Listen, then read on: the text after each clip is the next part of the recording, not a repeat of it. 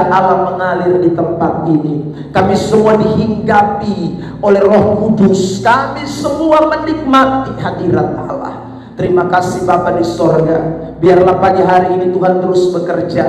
Kami akan masuk di dalam jam pemberitaan firman Allah.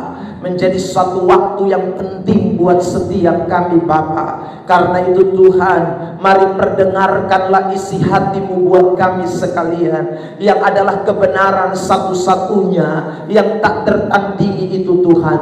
Nyatakan pagi hari ini atas setiap kami, karena kami percaya bahwa firman itu menolong kami sekalian untuk terus berjalan dalam kehendak Allah, jalan dalam perkenanan Allah, jalan dalam keberkatan Allah. Nyatakan itu bagi setiap kami. Roh Kudus urapi dan pakai hamba-Mu yang berbicara. Bahkan semua jemaat Tuhan yang mendengarkan urapan yang sama menguasai kami sekalian, sehingga tidak ada satupun di antara kami yang pulang dari tempat ini tanpa mengalami kuasa kebenaran. Terima kasih Tuhan, kuasai ruangan ini, kuasai jam pemberitaan ini. Kami tidak izinkan sabotase iblis. Kami berdoa di dalam nama Yesus Kristus, kami usir keluar dari tempat ini, dan biarlah hadirat Tuhan menguasai kami sekalian. Ini hidup kami Tuhan. Kami telah siap untuk mendengarkan firman-Mu di dalam nama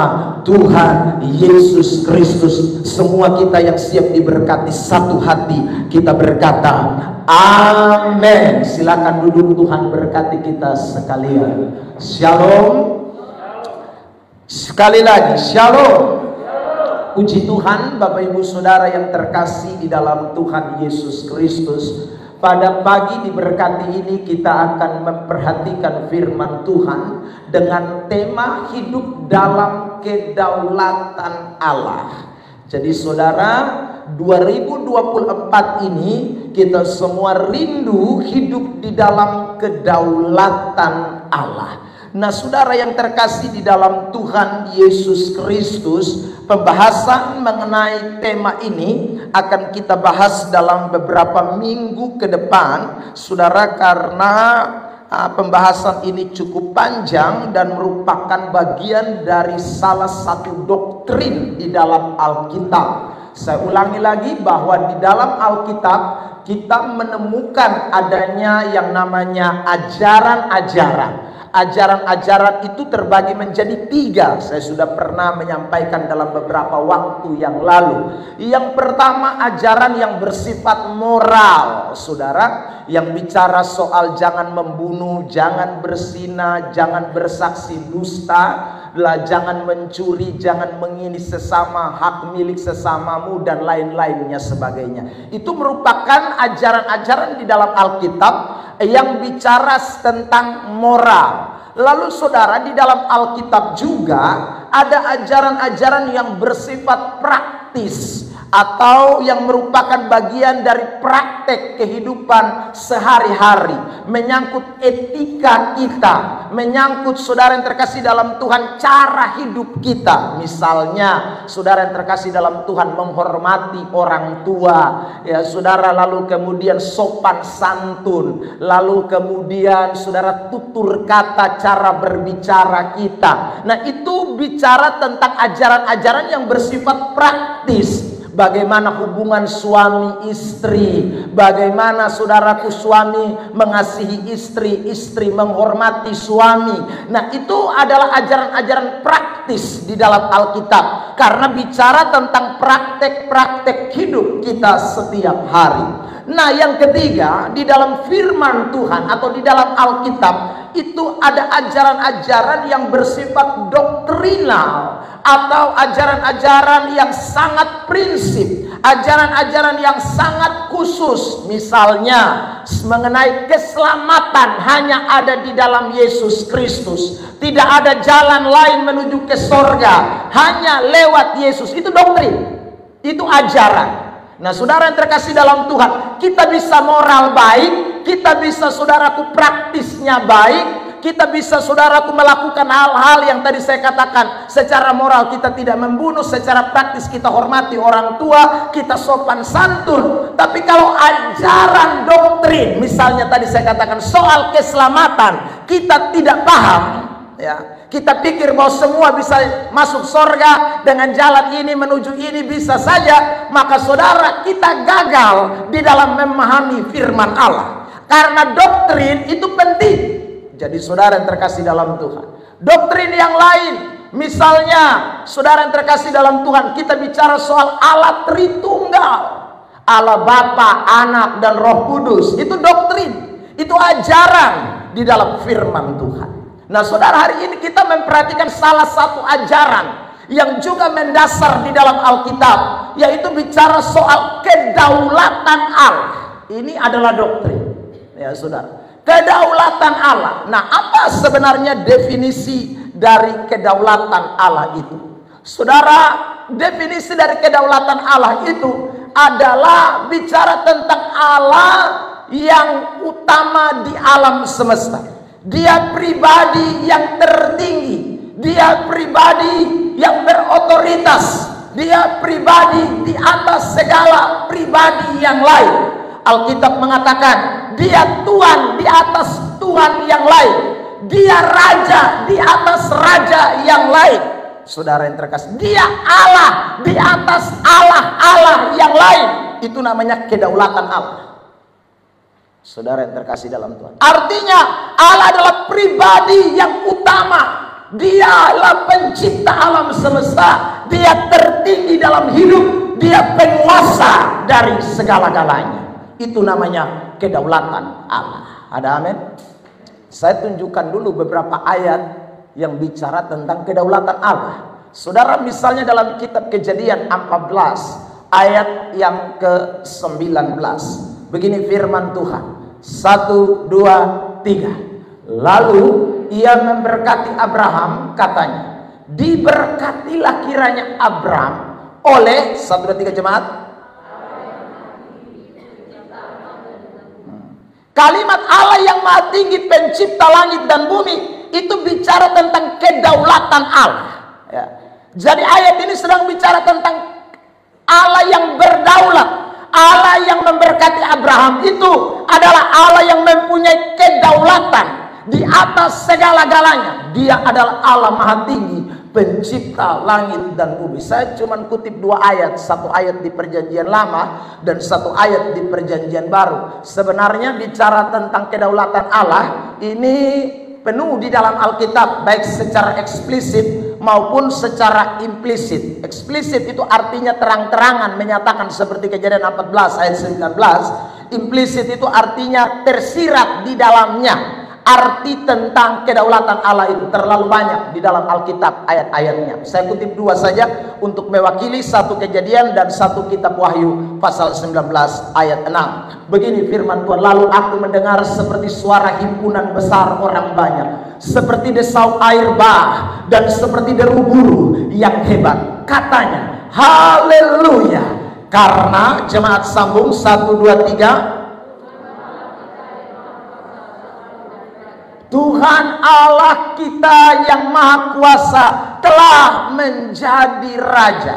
Kata telah itu bukan berarti dia baru jadi raja, tapi kata telah itu menunjuk kepada kepastian bahwa Allah itu adalah raja di atas segala raja. Dia adalah Tuhan maha kuasa, dia Allah yang berdaulat di atas segala-galanya. Jadi saudara yang terkasih dalam Tuhan, itu pentingnya kita memahami tentang kedaulatan Allah. Nah saudara, kenapa kita mesti belajar tentang kedaulatan Allah?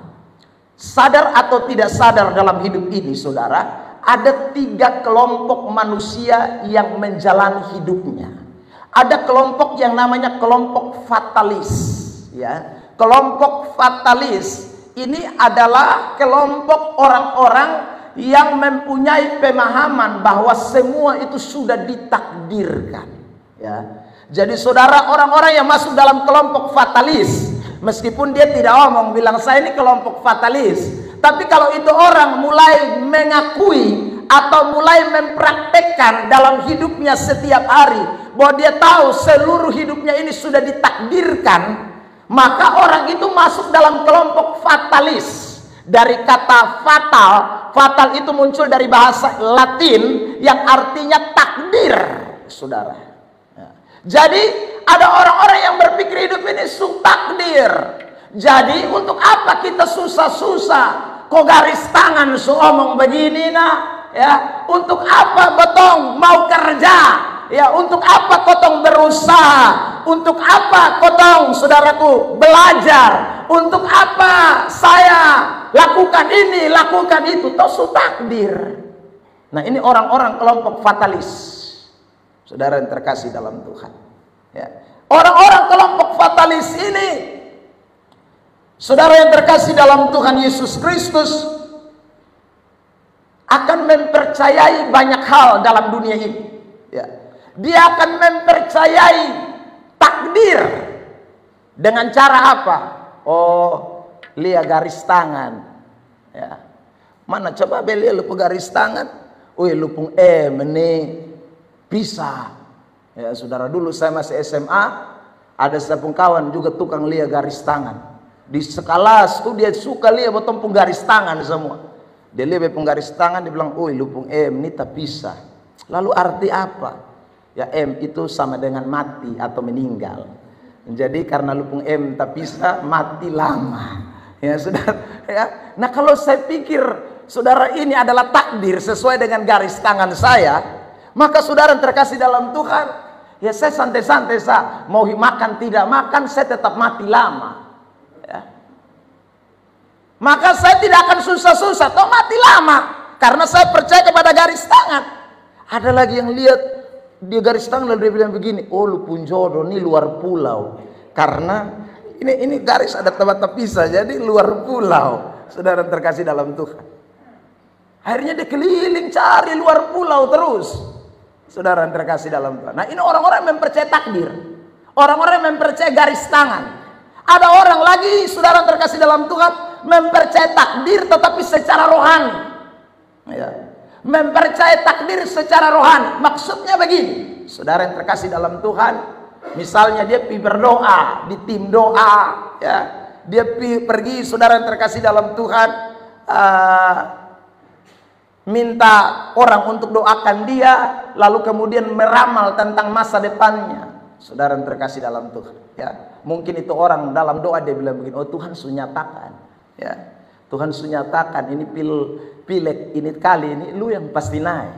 Saudara, ya, ini Tuhan suka terang-terang. Lalu dia pulang, dia tidak berdoa, dia tidak kampanye, dia tidak pergi turun lapangan, baliho dia tidak pasang, dia nyantai-nyantai karena dia percaya tim doa su bilang nanti pasti beta akan jadi anggota DPR di ini tahun, saudara. Jadi dia tidak bikin apa-apa, dia percaya terhadap takdir itu, dia percaya terhadap nubuatan itu, saudara terkasih dalam Tuhan. Dia tidak mau kerja apa-apa, dia cuma lipat tangan, jadi orang pesimis, jadi orang malas tahu, dia pikir nanti pasti akan terjadi. Saudara yang terkasih dalam Tuhan, pileg terakhir pengumuman depung nama tidak ada yang pilih. Saudara yang terkasih, lalu dia pisalahkan, "Woi, itu ternyata memtupu nubuat salah." Saudara yang terkasih, itu namanya orang-orang yang mempercayai namanya fatalis. Orang-orang yang tidak mau melakukan sesuatu, saudara, dia jadi pasif, dia jadi pesimis, dia merasa terlalu yakin, akhirnya dia tidak lagi bekerja, dia tidak mau mengusahakan sesuatu. Itu kelompok fatalis. Saudara yang terkasih dalam Tuhan, baca ayat, kena di dalam firman Tuhan yang mengatakan engkau akan naik dan bukan turun. Weh, dia yakin mati punya, saudara. Dia lalu kemudian santai-santai hanya tiap hari main omong terus. Aku yakin dan percaya bahwa aku akan naik dan bukan turun. Itu orang yang mempercayai kelompok fatalis. Dia mempercayai adanya takdir dengan memakai alasan juga pakai firman Tuhan. Padahal sebenarnya Tuhan tidak bicara ayat itu untuk buat kita jadi orang yang lipat tangan, buat orang yang jadi pasif, buat orang yang mempercayai takdir, bukan. Saudara yang terkasih dalam Tuhan, ya, jadi jangan jadi orang yang begini, ya. Pulang, dulu kami masih sekolah, saya tidak tahu sekarang lebih canggih. Saudara, ada yang namanya bintang atau zodiak.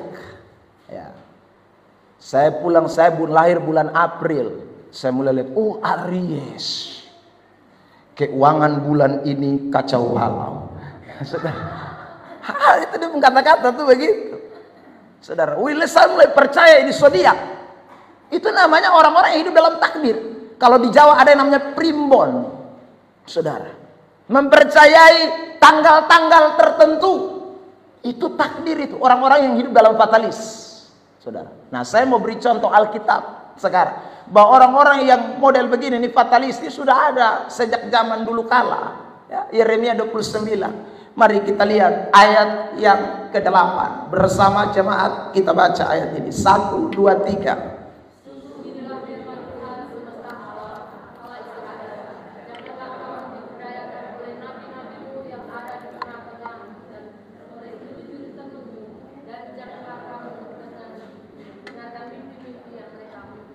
Saudara, kenapa ini firman muncul? Karena orang-orang Israel ketika ada di tanah pembuangan, mereka sudah jadi orang pasif. Mereka mempercayai apa yang dikatakan para nabi, juru-juru tenung, para pemimpin. Ya, saudara yang terkasih, juru tenung itu perwakilan paranormal. Ya, yang tadi saya bilang zodiak, garis tangan, orang pintar, itu para juru tenung. Mereka lebih percaya itu. Karena mereka percaya itu, ayat berikutnya mengatakan di ayat yang ke-5. Perhatikan, 1, 2, 3. Dirikanlah rumah untuk kamu diami, buatlah kebun untuk kamu nikmati hasilnya. Mereka sudah tidak bikin rumah lagi. Karena mereka pikir bikin apa, bikin rumah. Sudah nabi-nabi omong, kita di sini nanti susah. Ya, kita sudah pemimpi-mimpi, juru tenung bilang sama kita, bikin apa, bikin kebun lagi. Kita di Babel nih, kita akan kena tindas habis-habisan. Jadi mereka akhirnya jadi orang pemalas. Mereka jadi orang yang tidak mau berusaha. Mereka menjadi orang yang tidak bertanggung jawab. Mereka menjadi orang yang pasif dan pesimis. Saudara, bahkan bukan hanya tidak mau bangun rumah, bukan tidak mau saudara bikin kebun. Ayat yang ke-6, 1, 2, 3. Ambillah istri untuk memperanakan anak laki-laki dan perempuan. Ambillah istri bagi anakmu laki-laki dan carikanlah suami bagi anakmu perempuan, supaya mereka melahirkan anak laki-laki dan perempuan, agar di sana kamu bertambah banyak dan jangan berkurang. Saudara, mereka tidak mau kawin juga.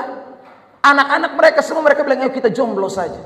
Di daerah orang kita akan ditawan selama 70 tahun. Kita susah di sini. Bikin apa kamu nikah? Tidak usah. Kita tunggu saja sampai kapan Tuhan akan pulangkan kita kembali ke Yerusalem. Tuhan bilang jangan. Ayo bangun rumah. Tuhan bilang ayo bikin kebun. Tuhan bilang ayo beranak. Tuhan bilang ayo kawin. Carikan istri bagi anak laki-laki.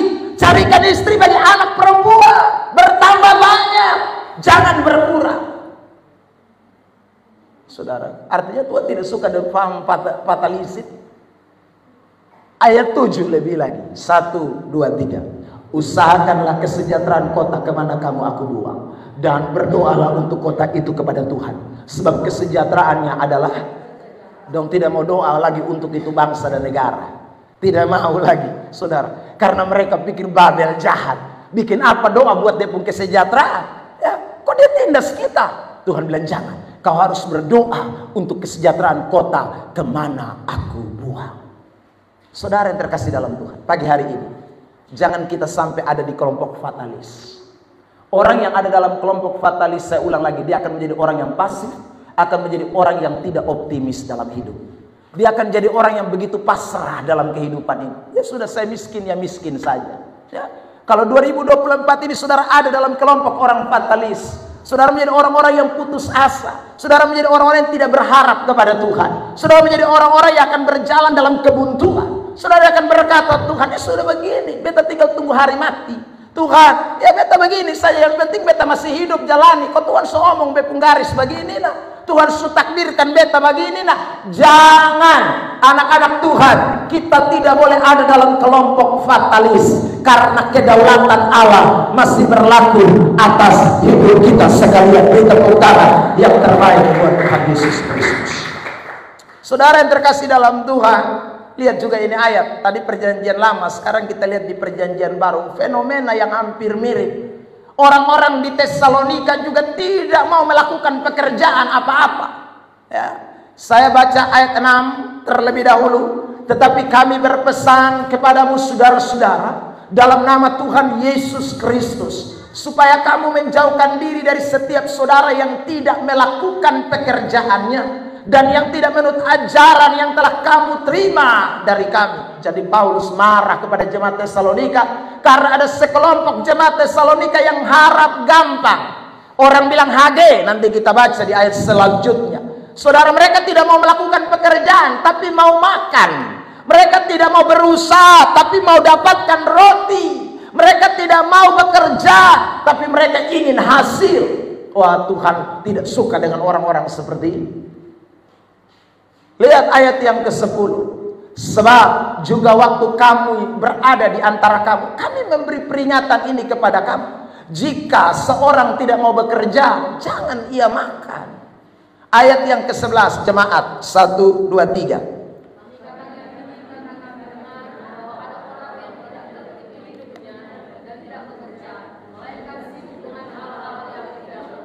Jadi saudara, dong jadi orang yang pasif, dong tidak mau kerja. Karena apa? Karena kalau saudara baca dalam kitab 2 Tesalonika ini, pasal 2, itu Rasul Paulus bicara soal kedatangan Tuhan yang kedua kali. Ya. Jadi dong pikir-pikir, Tuhan semua datang. Bikin apa kita kerja lagi? Sudah kita tunggu-tunggu sah. Ini sama seperti peristiwa yang terjadi beberapa tahun yang lalu. Saudara yang terkasih dalam Tuhan. Saya terlupa ya, mungkin sekitar tahun 2003 apa 2001 ya, atau sebelumnya, fenomena yang di Pariti, orang jual tanah, jual rumah, lalu pergi tunggu Tuhan di Bandung sana ya, karena ikut itu pengajaran yang mengatakan Yesus akan datang di Bandung. Mereka tidak mau kerja, mereka hanya berdoa puasa, doa puasa. Saudara yang terkasih dalam Tuhan, sambil tunggu Tuhan akan datang, semua tanah derung jual semua di Kupang, di Pariti sana. Yang ikut sampai di Bandung sana, di Balenda. Saudara yang terkasih dalam Tuhan, nah fenomena ini juga yang terjadi pada jemaat di Tesalonika. Orang-orang yang mempunyai fatalis, fatal hidupnya. Tidak mau berusaha, tidak mau bekerja karena mereka pikir Yesus sudah mau datang kembali yang kedua kali. Tahu-tahu saudara mereka jual semua. Mereka tunggu-tunggu Yesus tidak datang. Polisi yang datang jemput mereka. Saudara yang terkasih dalam Tuhan, termasuk pemimpin polisi ciduk semua. Nah, ini kita jangan jadi anak-anak Tuhan yang seperti itu. Ya. Kita jadi orang yang malas bekerja karena kita pikir, sama kaya miskin nanti Tuhan datang kita semua tinggalkan. Jangan saudara. Kita mesti tetap melakukan bagian hidup kita. Kita mesti bekerja, kita mesti hidup tertib kata firman Allah. Dan tidak boleh jadi orang Kristen yang harap gampang. Ayat 12. Orang-orang yang demikian kami peringatkan dan nasihat dalam Tuhan Yesus Kristus, supaya mereka tetap tenang melakukan pekerjaannya, dan dengan demikian makan makanannya sendiri, bukan makan makanan orang lain. Ayat 13, jemaat 1, 2, 3. Ayat 14, jika ada orang yang tidak mau mendengarkan apa yang kami katakan dalam surat ini, tandailah dia dan jangan bergaul dengan dia, supaya dia jadi malu. Paulus minta usah bergaul dengan orang-orang yang mau kerja, malas menebik, tahu usah bergaul dengan dong. Supaya apa? Supaya dong malu. Harap gampang saja. Ayat 15 sama-sama 1, 2, 3. Tetapi janganlah anggap dia sebagai musuh, tetapi tegurlah dia sebagai seorang saudara. Ya. Jadi ada orang-orang yang memang masuk dalam kelompok fatalis. Saudara, 2024 ini saya ulang lagi, meski memang Tuhan sudah dekat, Tuhan sudah jauh, sudah dekat, semua datang. Saudara, tapi jangan buat kita lalu kemudian berhenti untuk melakukan tanggung jawab iman kita. Jangan membuat kita jadi orang pasif. Jangan membuat kita menjadi orang-orang yang kemudian malas, merasa bahwa Tuhan semua datang, saudara. Atau mungkin saudara yang sudah mulai masuk kepada usia tua, ada dalam sakit penyakit, sebagai hamba Allah, saya mau beri pesan, tetap percaya kedaulatan Allah. Allah bertanggung jawab atas hidup kita. Lakukan apa yang bisa kita lakukan, dan kerjakan dengan sepenuh hati, dengan sungguh-sungguh, dengan penuh kedisiplinan, karena Tuhan akan turut bekerja dalam segala perkara untuk mendatangkan kebaikan bagi orang-orang yang mengasihi Dia. Ada amin. Jangan jadi orang fatalis. Tuhan, beta sakit begini, ini kayaknya besok mau mati, bikin apa lah? Sudah, tak usah minum obat, tak usah pergi dokter, tak usah berusaha ini dan itu. Anda salah, itu kaum fatalis. Kita mesti yakin bahwa Allah berdaulat di atas segala-galanya. Beri tepuk tangan terbaik buat Tuhan Yesus Kristus. Tuhan, beta tamat SD. Ini zaman, siapa yang butuh orang yang tamat SD? Jangan, saudara. Tuhan berdaulat atas hidup saudara. Jangan jadi orang pesimis. Jangan orang yang kemudian merasa diri rendah, karena Tuhan mampu mengangkat orang-orang rendah untuk mempermalukan orang-orang yang beriman. Amin.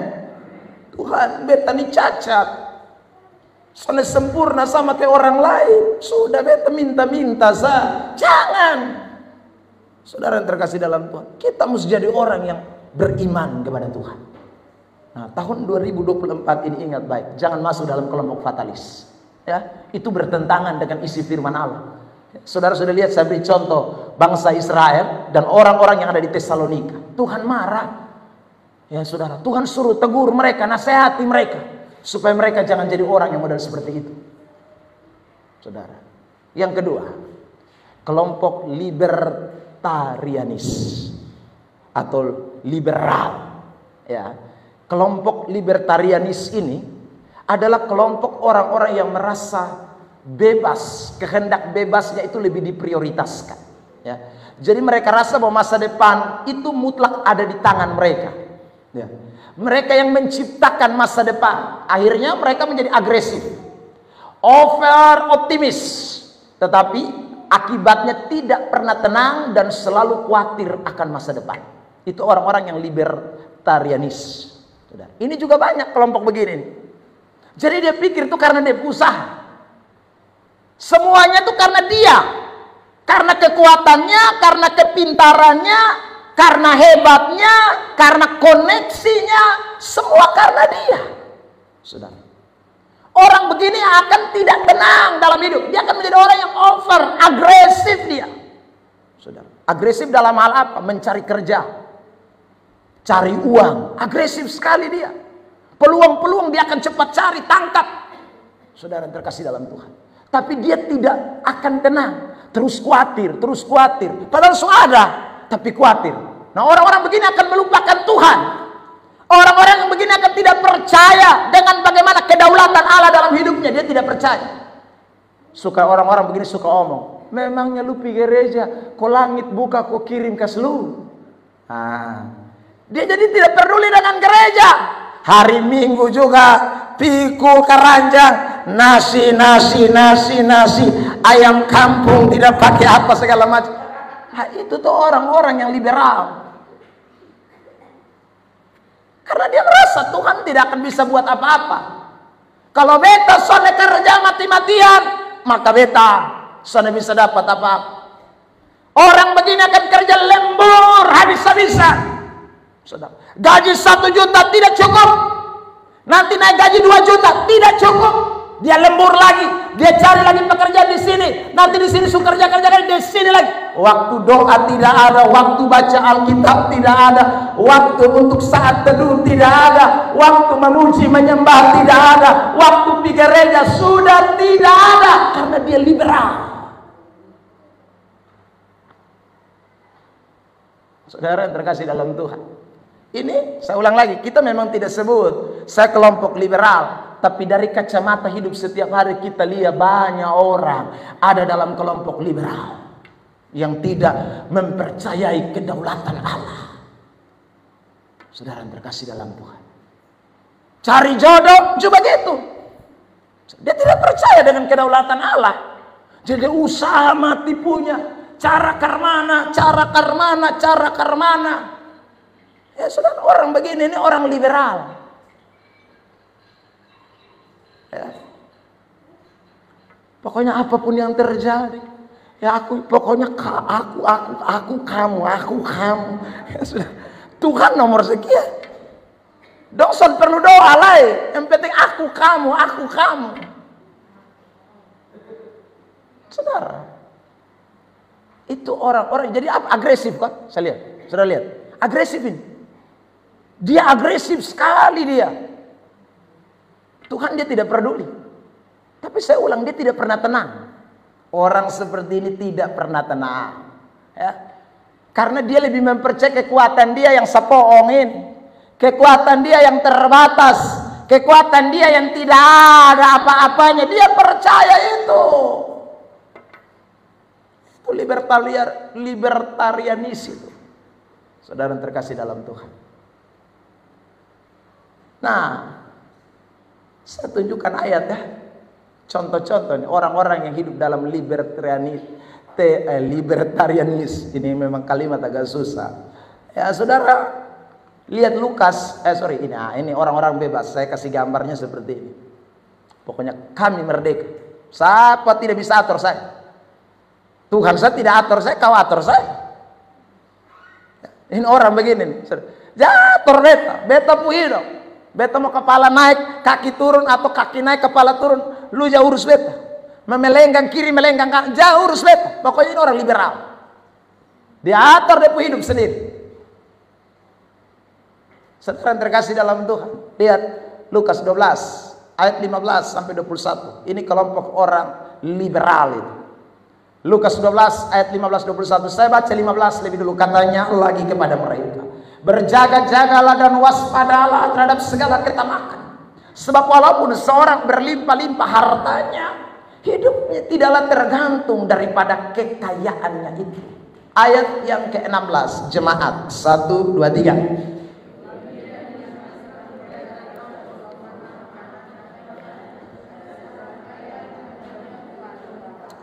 Ini orang kaya, tanahnya berlimpah-limpah hasilnya. Jadi bukan hanya kaya, dia pun tanah itu menghasilkan segala-galanya. Sebenarnya kalau dia kaya begini, dia punya hasil yang berlimpah. Saudara pasti dia akan bilang, Tuhan terima kasih, beta mau cari Tuhan, sukayanya. Ya. Tapi orang ini liberal, meskipun sudah kaya, tanahnya berlimpah-limpah hasilnya, dia tetap khawatir, tidak puas. Lihat ayat 17, dia bertanya dalam hatinya, apakah yang harus aku perbuat? Kau sukaya, mau buat apa lagi? Tanah sudah penghasil banyak, mau bikin apa lagi? Sebab aku tidak mempunyai tempat di mana aku dapat menyimpan hasil tanahku. Seharusnya lu tinggal bilang, Tuhan terima kasih. Tadi saya bilang bersyukur, lalu kemudian cari Tuhan, atau melayani, bikin KKR, kau bantu gereja, kau apa? Kau sukaya begini nih. Tapi ini orang liberal. Orang liberal, orang yang fatalis. Saudara yang terkasih dalam Tuhan, lihat ayat yang ke-18, jemaat 1, 2, 3.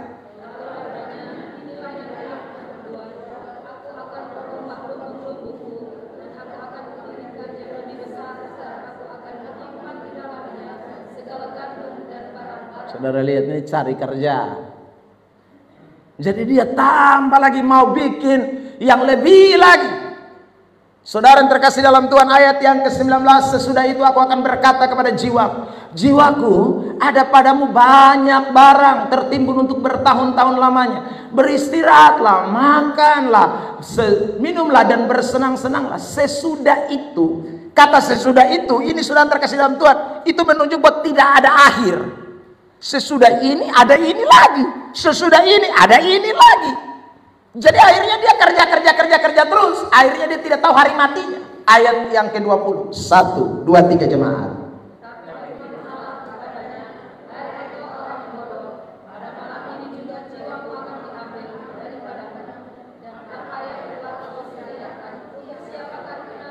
Dia mati, kasihan.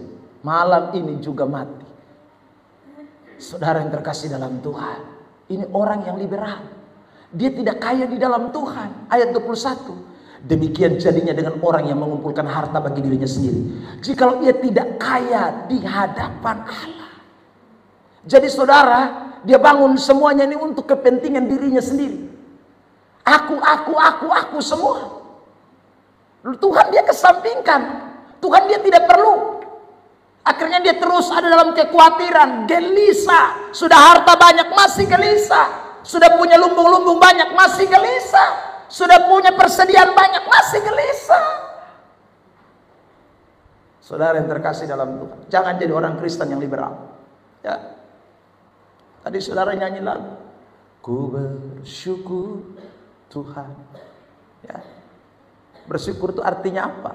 Bersyukur itu artinya menikmati segala sesuatu yang Tuhan percayakan kepada kita. Itu bersyukur. Tamak itu orang yang tidak bisa bersyukur, saudara. Dan orang yang tidak bisa bersyukur akan masuk dalam kelompok fatalis, akan masuk dalam kelompok liberal. Itu orang yang tidak bisa bersyukur. Bagaimana dia mau bersyukur hari ini, saudara? Hari ini hari Minggu, dia tahu ini hari bersyukur. Tapi karena dia dalam kelompok liberal, beras masih ada 5 kilo, minyak goreng masih ada 1 liter, saudara. Minyak tanah masih ada, bawang masih ada 5 potong mungkin, atau bawang merah masih ada. Di kulkas ada telur 5 butir, saudara terkasih dalam Tuhan. Tapi begitu dia minyak goreng tinggal 1 liter, beras tinggal 5 kilo. Ya, sudah tidak bersyukur. Ini hari ini feri jalan pertama. Otak mulai bermain. Saudara, padahal ada tuh, beras 5 kilo masih ada. Saudara, minyak 1 liter masih ada. Telur 5 butir masih ada. Dia buka kulkas lagi, dia bilang, telur kemarin beta beli setengah rak. Ini anak-anak dong nih memang. 1 datang mata sapi, 1 datang telur dadar. Akhirnya tinggal 5. Di gereja kok Tuhan juga tahu telur masih 5. Tinggal 5. Ya saudara, dia tidak akan pergi gereja. Kaum liberal akan susah terus, akan khawatir terus. Tapi kalau orang mempercayai kedaulatan Allah, dia akan buka, lihat telur 5 butir, lalu buka tempat beras, lihat 5 kilo, lihat minyak goreng ada 1 liter. Dia berkata, Tuhan Engkau Allah pencipta langit dan bumi, semua Engkau punya. Tuhan Engkau yang memberikan ini. Aku akan datang kepadamu Tuhan. Aku tahu hari buat aku, tapi hari ini hari buat Engkau, di mana aku akan mempersembahkan hidupku kepadamu. Aku tidak akan meninggalkan Engkau. Itu orang yang mempercaya kedaulatan Allah di atas usaha dan kemampuannya. Beri tepuk tangan yang terbaik buat Tuhan Yesus. Amin. Orang liberal duduk di gereja tidak bisa tenang. Sorry beta omong.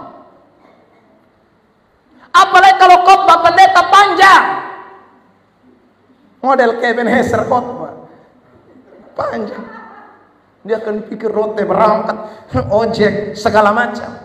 Saudara terkasih dalam Tuhan, Anda tidak berjalan dalam kedaulatan Allah. Orang kalau berjalan dalam kedaulatan Allah, saudara, orang bisa atur dia. Tuhan yang atur, bukan dia atur diri. Jadi kita jangan masuk dalam kelompok liberal. Ya saudara, kita akan jadi orang khawatir terus. Sonde tenang buat tempuh hidup. Ya. Kerja di sini salah, pindah kerja di situ salah. Karena memang botong orang yang sudah tenang, botong orang yang sudah bisa bersyukur dengan keadaan. Itu kelompok liberal. Saudara terkasih, 2024 ini jangan masuk di itu kelompok. Jangan, nanti saudara menyasar. Tuhan datang nanti saudara menyasar. Karena saudara punya segala-galanya, tapi saudara tidak bisa selamat. Ya. Yeremia 17 ayat 5. Mari kita baca ini ayat 1, 2, 3. Beginilah firman Tuhan. Terkutuk orang yang mengandalkan manusia, yang mengandalkan kekuatannya sendiri, dan yang hatinya menjauh daripada Tuhan. Botong terkutuk, bukan diberkati. Bahkan Yesus pernah bicara, Matius pasal yang ke-16, 26. Ini ayat bilang begini, 1, 2, 3. Apa gunanya seseorang memperoleh seluruh, bukan hanya ini seluruh bolok, seluruh dunia lu peroleh, tetapi kehilangan nyawanya, dan apakah yang dapat diberikannya sebagai ganti nyawanya? Kita model kayak Matius 12 tadi, Lukas 12 tadi itu. Dia punya semuanya, Tapi kalau dia tidak hidup takut akan Allah, kehilangan nyawa.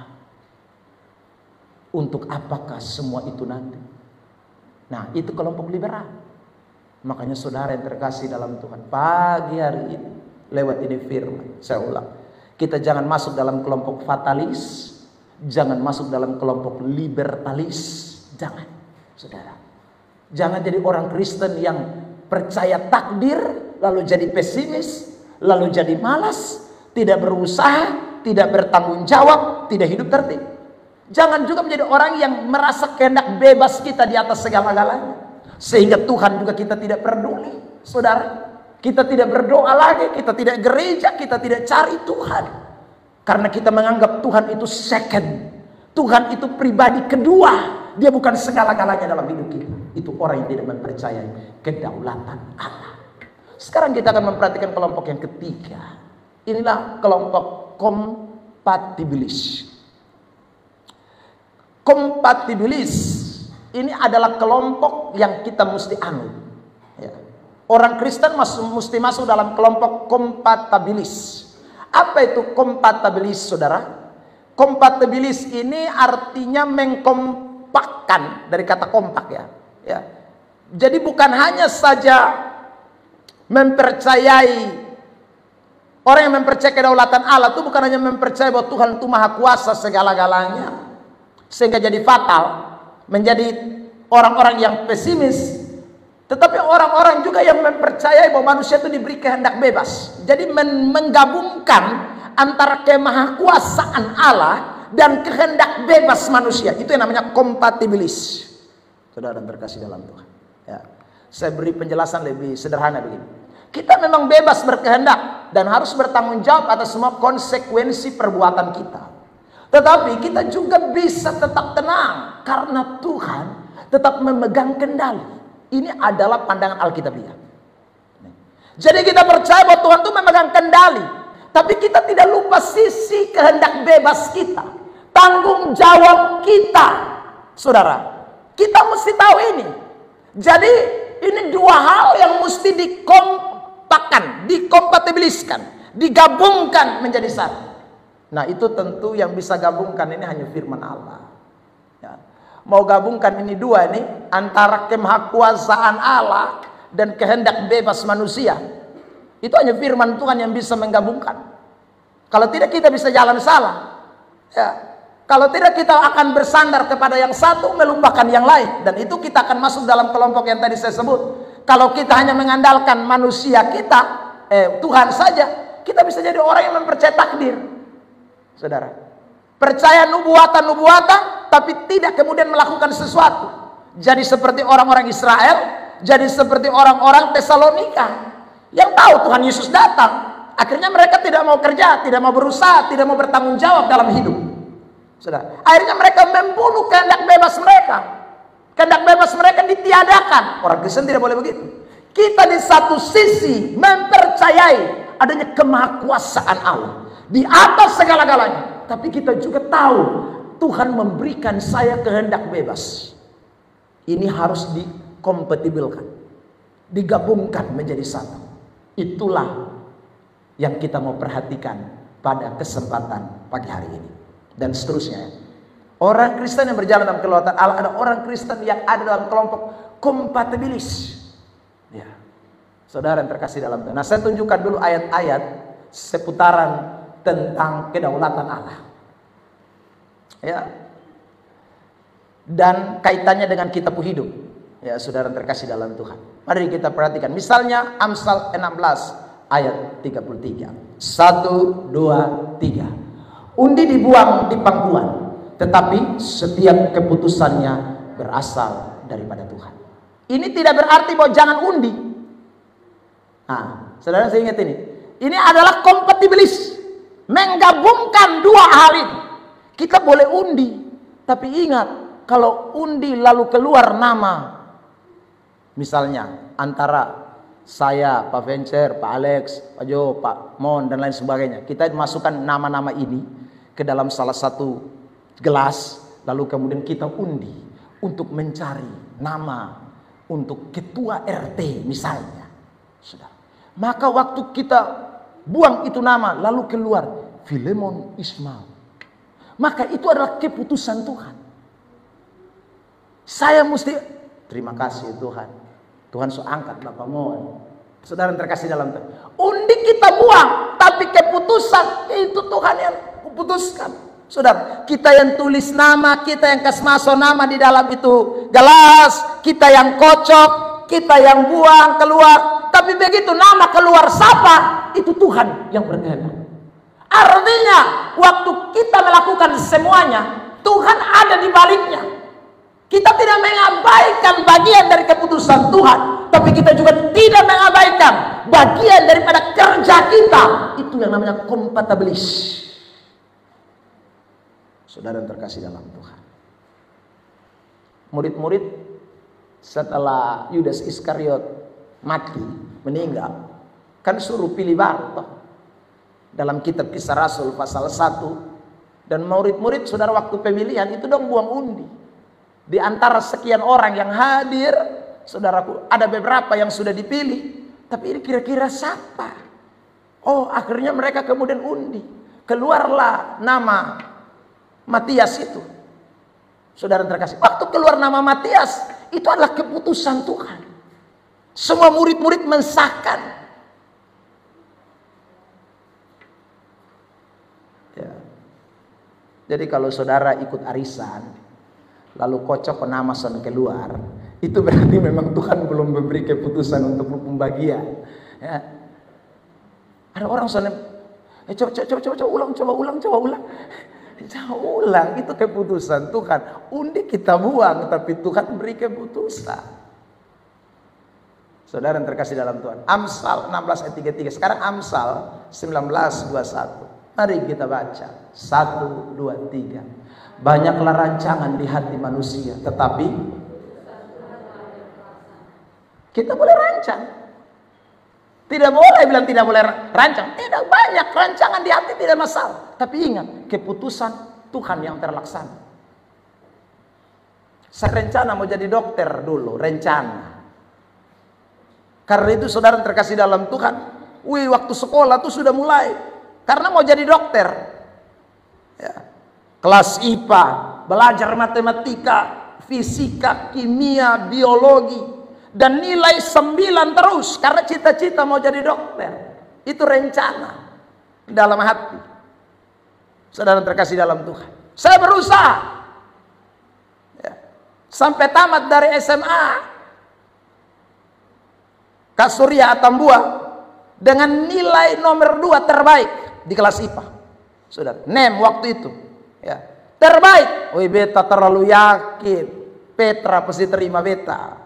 Saudara terkasih dalam Tuhan, wah rencana ya, semakin optimis, semakin yakin. Saudara terkasih dalam Tuhan, tapi lihat keputusan Tuhan yang terlaksana.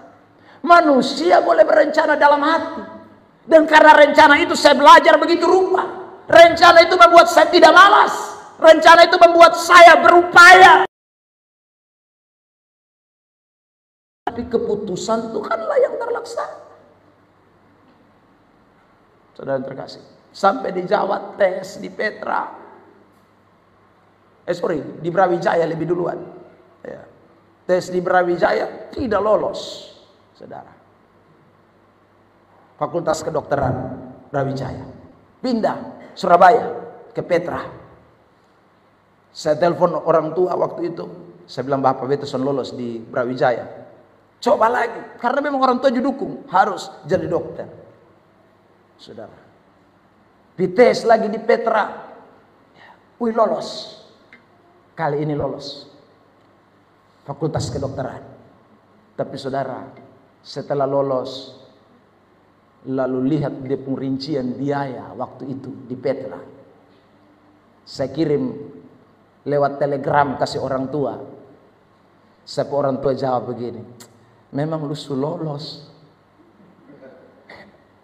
tapi bapak dan mama son mampu kalau biaya begini ini. Kau tempung gaji berapa? Ya. Belum lagi potong rumah di Liliba nih, potong juga ada bangun ini. Lu mengerti saya kakak? Saudara yang terkasih dalam Tuhan. Tapi saudara tahu, itu Tuhan lagi bekerja di balik itu semua. Rancangan di hati manusia, tapi Tuhan yang memberi keputusan. Saudara yang terkasih dalam Tuhan. Lalu saya bilang, gini, sekarang mana Bapak? Kok semua kampus tutup? Beta kuliah apa? Kalau bosong sana mau beta jadi dokter. Beta ini, saudara. Nah, pokoknya lu pulang kembali pi di Malang, lu omong deh lu kakak Daniel, cari kampus yang mas buka. Cari supaya bosong kira-kira lu mau apa lagi selain dokter. Ini dokter Bapak so angkat tangan dan mama, so bisa. Saudara terkasih dalam Tuhan. Beta pulang konsultasi dengan keadaan ya, Pendeta Daniel Pinto.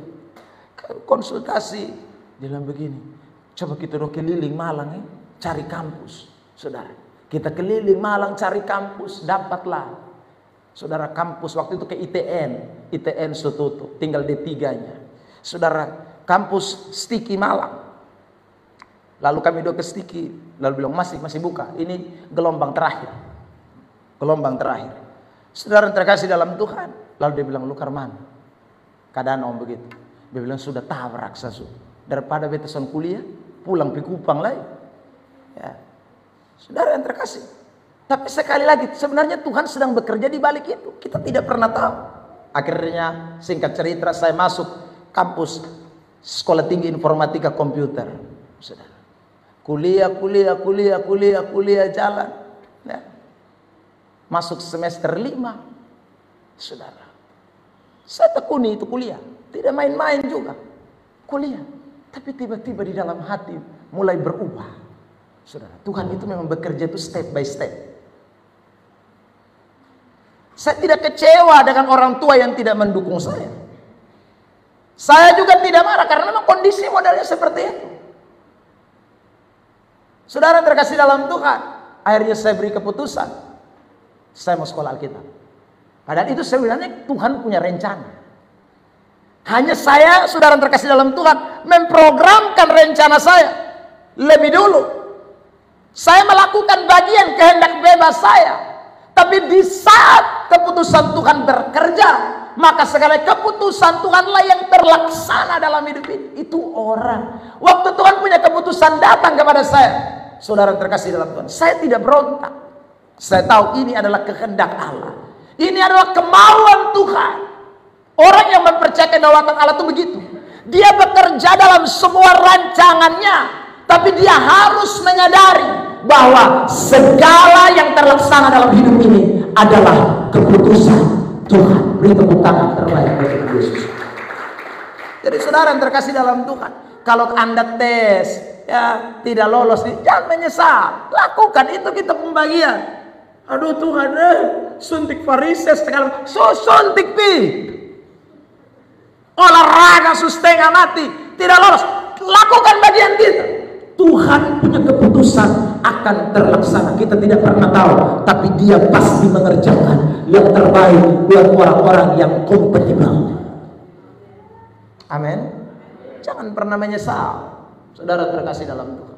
Nah, itu orang yang berjalan dalam kehendak Allah. Jadi dia tahu Tuhan punya keputusan. Dia tahu, dia tidak paksakan dia punya kehendak. Ada berapa banyak orang yang saudaraku tidak berjalan dalam keputusan Tuhan. Itu bahaya. Mazmur 115 ayat 3. Lihat ini ayat. 1, 2, 3. Allah kita di sorga, Ia melakukan apa yang Dia di sorga, tapi Dia melakukan apa yang dikehendaki. Makanya Injil Matius pasal 6, doa Bapa kami, ya saudara terkasih dalam Tuhan, ayat yang ke-9 jelas.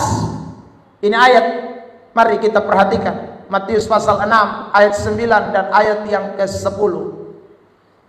Injil Matius pasal 6 ayat 9 dan ayat 10. Karena itu berdoalah demikian, Bapa kami yang di sorga, dikuduskanlah namamu. Lalu kemudian ayat 10, datanglah kerajaanmu, jadilah kehendakmu di bumi seperti di sorga. Lihat Mazmur tadi, Allah itu di sorga, tapi keputusan di bumi itu terlaksana karena Allah yang di sorga. Makanya waktu kita berdoa, kita mesti bilang jadilah kehendakmu di bumi seperti di sorga. Itu orang yang menyadari kedaulatan Allah. Dia tahu bahwa semua yang terjadi dalam hidupnya ini sentralnya mesti dari sorga. Soalnya boleh yang bukan dari sorga. Ya. Itu orang yang hidup dalam kedaulatan Allah. Kalau sudah berdoa, kehendakmu yang terjadi di bumi ini seperti di sorga, maka kehendak di bumi mesti dibatalkan. Kehendak bumi mesti tidak boleh diikuti, karena kehendak bumi itu kehendak fatalis. Kehendak bumi itu adalah kehendak liberal. Jangan ikut, saudara. Karena semua yang datang dari sorga itu baik. Yakobus 1 ayat 17. Yakobus 1 ayat 17. Lihat ini ayatnya. Yakobus 1 ayat 17. 1, 2, 3.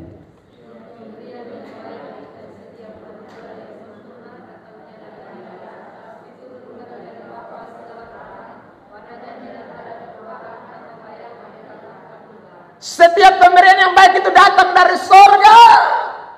Makanya jangan hidup dalam fatalis, saudara. Kalau kita hidup dalam fatalis, hidup dalam takdir, kita percaya garis tangan, kita percaya takdir. Waduh, saudara terkasih dalam Tuhan, menyasal, banyak orang menyasal. Ya. Dulu tapi doa di Mama Tua bilang, kan bepung pacar tuh ada 2. Tapi Mama Tua bilang, bukan yang kumis, tapi yang jenggot ke kambing. Saudara, begitu kawin dengan yang jenggot kambing, ternyata sudah terkasih dalam Tuhan, rumah tangga tidak nyaman. Yang kambing ternyata sudah terkasih dalam Tuhan, selain tukang tonggo, ya, selain tukang tanduk, ya, dapat hantam terus dari laki, main selingkuh lagi, punya piaraan lagi. Baru dia bilang, coba itu hari yang kumis baik, mabebi iku mamtuana. Ini orang yang tidak, saudaraku, hidup di dalam kompatibilis. Dia percaya kepada takdir, tapi dia lupa dia kehendak bebas. Dia lupa terhadap firman Allah. Dia lupa terhadap kebenaran yang mengatakan setiap yang datang dari sorga itu pasti baik. Kalau dia baik, maka saudara terkasih dalam Tuhan, karakternya baik. Kalau dia baik, hidup bertobatnya itu pasti kelihatan. Itu dari sorga. Tapi kalau yang dari neraka dong, itu yang tukang mabok laru, tukang hisap rokok, itu dari neraka. Saudaraku, makanya berdoa. Makanya saudara terkasih dalam kehendak bebas, tidak boleh dilupakan. Itu. Jadi kita cuma pilih Loti bapak, orang Kupang bilang Loti. Oh betul Lia, oh ini Tuhan begini, karena mana lapar Tuhan. Ya sudah. Kerja juga begitu, bapak mama saudara. Ya, karena Tuhan tidak pernah bawa kita kepada rancangan yang tidak baik. Setiap pemberian yang baik sempurna itu datang dari atas. Saudara, kalau Tuhan kasih saya, Tuhan punya rancangan buat saya jadi hamba Tuhan, jadi pendeta. Tapi saya waktu itu melawan upaya kiri kanan. Saya bilang mama sama papa, mama papa kok masa bisa utang kok, usaha dulu supaya kuliah. Mangkali beta operasi orang mati separuh kok beta masuk bui. Iya kan? Karena beta paksa diri mau jadi dokter. Saudara terkasih dalam Tuhan. Atau waktu itu Tuhan panggil saya dan saya bilang Tuhan tidak. Bikin apa jadi hamba Tuhan, jadi pendeta? Ya, saya sekolah baik, ini ada di semester 5. Toh saya punya nilai juga baik. Sudah. Saya mungkin melawan kehendak Allah. Tapi saudara, pasti akan ada terjadi sesuatu yang tidak menyenangkan dalam ini hidup. Karena saya melakukan apa yang bukan merupakan keputusan Tuhan. Ingatlah baik-baik hari ini. Saudaraku, orang yang berjalan dalam kedaulatan Allah selalu sentralnya sorga, bukan di bumi. Ada amin? Saudara yang terkasih dalam Tuhan, tanya sorga. Karena yang datang dari atas itu pasti baik. Saudara, yang datang dari atas itu tidak akan mengalami perubahan. Yang datang dari atas itu sudah tidak akan mengalami pertukaran. Itu Yakobus 1 ayat 17 jelas mengatakan demikian. Kembali kepada teks kita. Saudara yang terkasih dalam Tuhan. Ya. Daniel 4 ayat 35. Ini juga bicara soal kedaulatan Allah dalam tempuh hidup. Hari lepas hari. 1, 2, 3. Semua penduduk bumi dianggap remeh. Ia berbuat menurut kehendaknya terhadap bala tentara langit dan penduduk bumi. Dan tidak ada seorang pun yang dapat menolak tangannya dengan berkata kepadanya, apa yang kau buat? Semua dianggap remeh. Kau tahu ini dianggap remeh Tuhan Allah. Dia suka-suka dia mau buat dia kehendak. Itu kedaulatan Allah. Ya, dan tidak ada seorang pun yang dapat menolak tangan Tuhan dengan berkata, Tuhan lu bikin apa nih? Tidak ada yang bisa protes. Saudara yang terkasih dalam Tuhan. Ya, itu kedaulatan Allah dalam kitab hidup. Yeremia 29 ayat 11. 1, 2, 3 jemaat. Sebab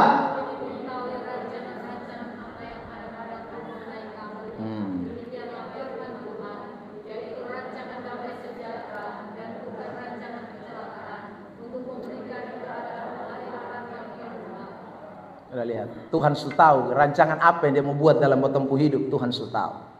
Tuhan sudah tahu. Jadi karena itu kitab Yesaya pasal 55 ya, ayat yang ke-9 bilang, sejauh langit dari bumi rancangan manusia dan rancangan Tuhan. Ya, jauh sekali. Saudara yang terkasih dalam Tuhan. Seperti tingginya langit dari bumi, demikianlah tingginya jalanku dari jalanmu dan rancanganku dari rancanganmu. Ayat 10. Ya, ayat 10. Sebab seperti hujan dan salju turun dari langit dan tidak kembali ke situ, melainkan mengairi bumi, membuatnya subur dan menumbuhkan tumbuh-tumbuhan, memberikan benih kepada penabur dan roti kepada orang yang mau makan. Seperti hujan dan salju turun dari langit. Itu Tuhan perancangan itu. Ya. Kalau salju turun itu tidak ada yang tidak ada hasil. Pasti akan membuat subur, akan menumbuh-tumbuhkan tumbuhan, akan memberikan benih, akan kasih roti kepada kita untuk kita makan. Itu rancangan Tuhan. Jadi kita boleh punya rancangan, tapi saya ulang, ketika rancangan Tuhan kita tidak boleh tolak. Rancangan Tuhan itu lebih baik dari semua rancangan. Keputusan Tuhan itu yang harus terlaksana dalam hidup kita. Dia seperti hujan. Yeremia 29 tadi ayat 11 mengatakan itu rancangan damai sejahtera yang memberikan masa depan penuh pengharapan, bukan rancangan kecelakaan. Saudara yang terkasih, bukan. Jadi tidak ada Tuhan rancangkan kecelakaan buat kita. Jadi kalau manusia sampai hidup dalam liberal, dia akan mencelaka sendiri. Kalau hidup dalam fatalis, ya kamu memang tidak mau rancangan Tuhan yang baik, rancangan damai sejahtera, tidak mau hidup dalam kedaulatan Allah. Saudara yang terkasih dalam Tuhan, selalu membawa masa depan yang penuh pengharapan. Ya. Matius 10 ayat 29 sampai 31. Bukankah burung pipit dijual 2 ekor seduit, namun seekor pun daripadanya tidak akan jatuh ke bumi di luar kehendak Bapamu. Itu burung yang hanya dijual 2 ekor seduit, terlalu murah, saudaraku. Ya.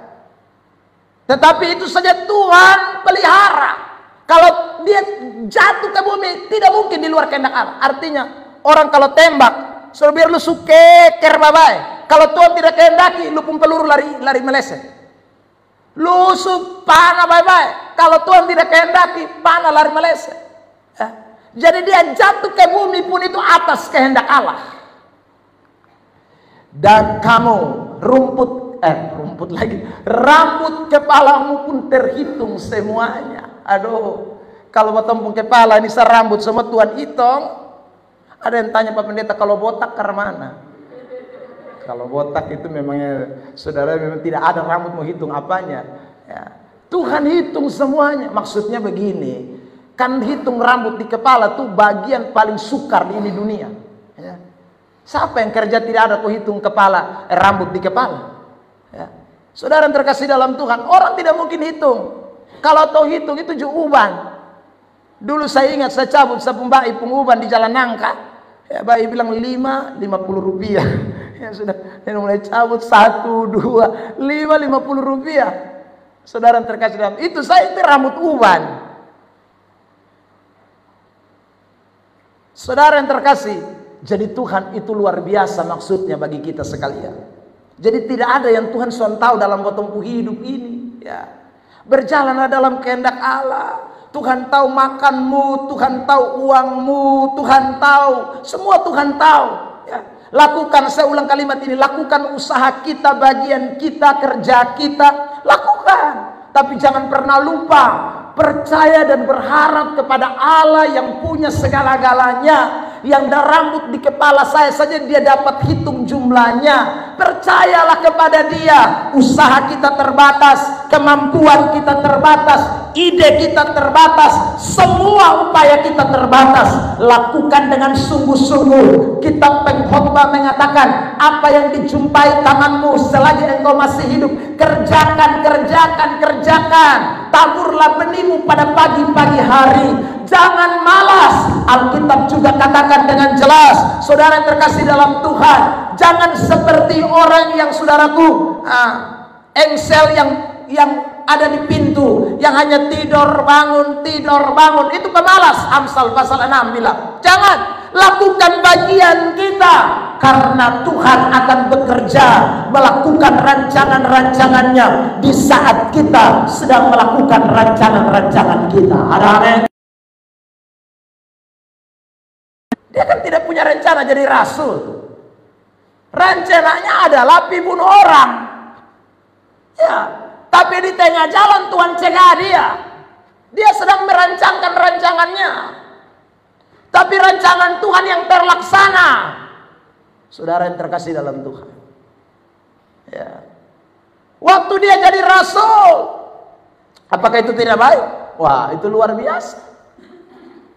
Efesus 1 ayat 4. Ini Paulus yang tulis. 1, 2, 3. Sebab di dalam Dia Allah telah memilih kita sebelum dunia dijadikan, supaya kita kudus dan tak bercacat di hadapannya. Oh, Paulus sadar ternyata saya Tuhan supilih sebelum dunia dijadikan. Kalau Tuhan soalnya pilih beta, mangkali beta soalnya mungkin hidup kudus, soalnya mungkin hidup tak bercacat di hadapan Tuhan. Beta pembunuh kelas kakap lah. Tapi bersyukur Tuhan pilih beta sebelum dunia dijadikan. Ini kedaulatan Allah. Ayat 5. 1, 2, 3. Dalam kasih Ia telah menentukan kita dari semula oleh Yesus Kristus untuk menjadi anak-anaknya sesuai dengan kerelaan kehendaknya. Jadi saudara yang terkasih dalam Tuhan Yesus, waduh, kita bisa hadir hari ini, jangan pernah pikir bahwa karena kita dengar firman, kita percaya, saudaraku, itu semua karena Tuhan bekerja di baliknya. Kita bisa hari ini ada di posisi ini, posisi itu. Sekali lagi, itu karena Tuhan berdaulat di atas segalanya.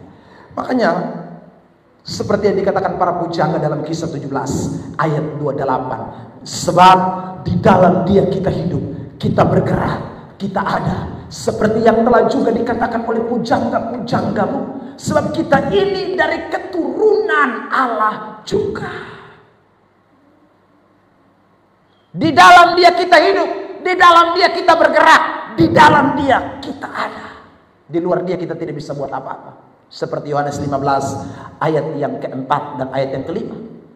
Hanya di dalam Yesus kita bisa buat. Dalam Yesus kita bisa melakukan ini dan itu. Saudara yang terkasih dalam Tuhan, itulah yang namanya kompatibilis. Orang-orang yang hidup dalam kelompok bukan liberal, bukan fatalis. Saudara yang terkasih dalam Tuhan, di dalam kelompok fatalis dia hanya di dalam Tuhan, tapi dia cuman pasif, mati, pesimis, itu fatalis. Kalau liberal di luar Tuhan, ya, bergerak, bikin apa, bikin itu, luar Tuhan, itu salah. Kita kelompok kompatibilis, kita bergerak, kita hidup, kita berkarya, kita melakukan itu, ini, itu. Kita punya rencana, kita punya mimpi, kita punya sejumlah hal yang kita lakukan. Tapi semuanya kita kerjakan di dalam Kristus yang memilih dan menetapkan kita untuk ada bersama-sama dengan Dia. Tepuk tangan yang meriah buat Tuhan Yesus Kristus. Karena itu Bapak Mama saudara yang terkasih dalam Tuhan, saudara yang diberkati Tuhan Yesus Kristus. Slide kembali. Ya, saudara, ayat-ayat ini jelas menunjukkan bahwa seluruh kehidupan kita ada dalam kedaulatan Allah. Ya. Jadi tidak ada manusia yang hidup, saudaraku, bisa di luar kedaulatan Allah. Kalau dia hidup di luar kedaulatan Allah, dia akan menjadi kelompok fatalis. Kelompok orang-orang yang mempercayai takdir dan melupakan Tuhan. Dan tidak mempercayai akan kehendak yang Tuhan beri dalam hidupnya. Usaha yang Tuhan beri dalam hidupnya. Kalau orang tidak hidup dalam kedaulatan Allah, dia akan menjadi orang-orang yang liberal. Lupa Tuhan. Ya, mengutamakan kehendak bebas di atas segala-galanya. Ya, saudaraku, pada minggu yang akan datang kita akan belajar bagaimana hidup dalam kedaulatan Allah. Ya, saudara, minggu depan kita akan belajar bagaimana. Ya, ini saya masih bicara soal pendahuluan tentang bagaimana kita ada dalam memahami soal kedaulatan Allah. Nanti kita bahas poin-poin penting hidup dalam kedaulatan Allah. Itu seperti apa pada minggu yang akan datang. Tuhan Yesus memberkati kita sekalian dengan firman-Nya. Mari saya undang pemain musik maju ke depan.